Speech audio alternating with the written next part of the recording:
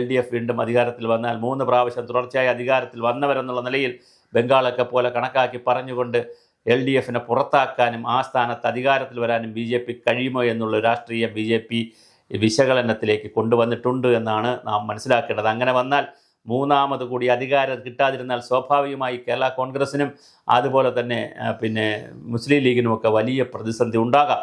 അങ്ങനെ പ്രതിസന്ധി ഉണ്ടായാൽ പുതിയ മുന്നണികളും പുതിയ പോരാട്ടങ്ങളും നാം കണ്ടുകൂടാകയില്ല.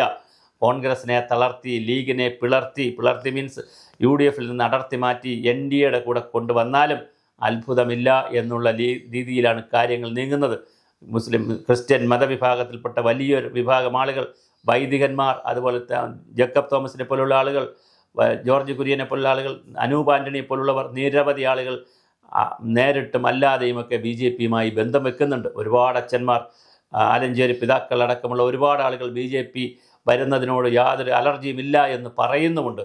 അങ്ങനെ ഒരു വശത്ത് BJP പരമാവധി ക്രിസ്തീയ മുസ്ലിം വോട്ടുകൾ കൺസോൾഡേറ്റ് ചെയ്യാൻ ശ്രമിക്കുന്നതോടൊപ്പം തന്നെ NDA മുന്നണിയിലേക്ക് ലീഗിനെ കൊണ്ടുവന്നാലും അത്ഭുതമില്ല എന്നുള്ള പുതിയ രാഷ്ട്രീയത്തിലേക്കാണ് കേരളം പോകുന്നത്. ഞാൻ സൂചിപ്പിച്ചതുപോലെ PSP ഉണ്ടായതുപോലെ, അതുപോലെ തന്നെ KSP ഉണ്ടായതുപോലെ, RSP പിളർന്ന് പല കഷ്ണമായതുപോലെ കേരള കോൺഗ്രസ് പല കഷ്ണമായി, ഒരു കഷ്ണം ഒന്നിലധികം കഷ്ണങ്ങൾ UDFിനോടും മറ്റു ചില കഷ്ണങ്ങൾ LDFിനോടും ഒക്കെ നിൽക്കുന്നത് പോലെ ലീഗ് പല കഷ്ണങ്ങളായി പലയിടത്ത് നിൽക്കുന്നത് പോലെ ഒന്നും അസ്പൃശ്യരല്ല, ആരും തൊട്ടുകൂടാത്തവരല്ല, തീണ്ടിക്കൂടാത്തവരല്ല.